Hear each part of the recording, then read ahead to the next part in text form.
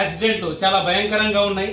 ఎందుకంటే ఆర్టీసీ బస్సులు, ప్రైవేటు బస్సులు ఇంత బాధ్యత రహితంగా యాక్సిడెంట్లు జరుగుతున్నాయి. ఎందుకంటే drunk and drive police department ఖచ్చితంగా బాగా స్ట్రిక్ట్గా చేసి 5 నుంచి కాదు 10,000 ఫైన్ వేయండి. కానీ ప్రాణానికి మించిన ఫైన్ వేయడలేదు. ప్రాణం పోతే ప్రాణం రాదు. కాబట్టి రాష్ట్ర ప్రభుత్వంలో ఉన్న పోలీస్ సిబ్బంది ప్రతి ఒక్క డ్రంక్ అండ్ డ్రైవ్ ఖచ్చితంగా చెకప్ చేసిన తర్వాతనే ఆర్టీసీ బస్సు అయినా సరే, ప్రైవేటు బస్సు అయినా సరే, ట్యాంకర్ అయినా సరే, టిప్పర్ అయినా సరే ప్రతి ఒక్క వెహికల్ను ఖచ్చితంగా చెక్ చేసి వెహికల్ ఎక్కాలి. ప్రతి మినిమం 10 కిలోమీటర్లకు చెకప్ పెట్టండి. ఎలా డ్రింక్ చేసి డ్రైవింగ్ చేస్తారు.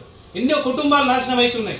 కాబట్టి దయచేసి ప్రభుత్వానికి ఈ యొక్క విన్నపాన్ని నేను ప్రవేశపెట్టి మీరు ఈ యొక్క పథకాన్ని స్పెషల్గా పెట్టాలని మనవి చేస్తున్నాను. యువత తెలిసి తెలియని యువతకు బైకులు ఇచ్చి రాష్ట్రంలో చాలా యాక్సిడెంట్లకు కారణమవుతుంది. మొన్న జరిగిన బైక్ యాక్సిడెంట్ కూడా అతనికి ఒక లైసెన్స్ లేదు, ఒక ఫిట్నెస్ లేదు, ఏం లేదు. 20 మందిని పుట్టను పెట్టుకున్నారు. కాబట్టి లైసెన్స్ లేకుండా పిల్లలకు కూడా బైకులు ఇవ్వద్దు. ప్రతి ఒక్క తల్లిదండ్రుల బాధ్యత. పిల్లలకు బైకులు ఇచ్చినంటే తల్లిదండ్రుల బాధ్యత.